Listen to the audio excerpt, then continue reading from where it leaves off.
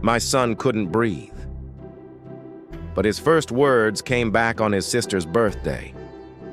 I never thought I'd be writing this, but here we are.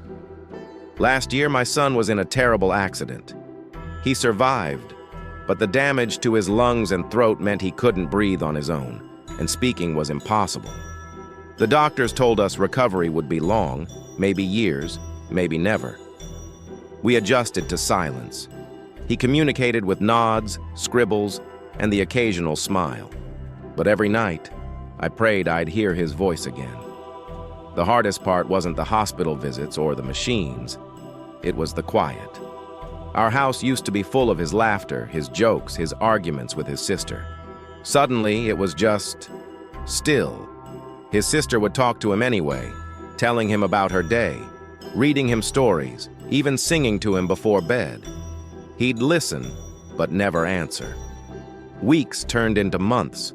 Therapists tried exercises, breathing machines, speech drills. He'd struggle, sometimes mouthing words, but nothing came out. And every time he'd look frustrated, like the words were trapped inside him. Sub if you'd cry too, because this next part is everything. Fast forward to last month. It was his little sister's birthday.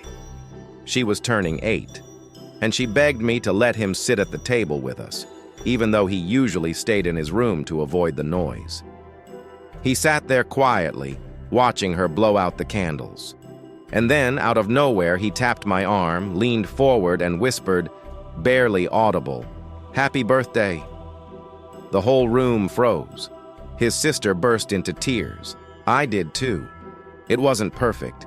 His voice cracked, his breathing was shallow, but it was the first time he'd spoken in almost a year. Now, every day, he practices a little more. And I'll never forget that the first words he fought to bring back weren't for himself.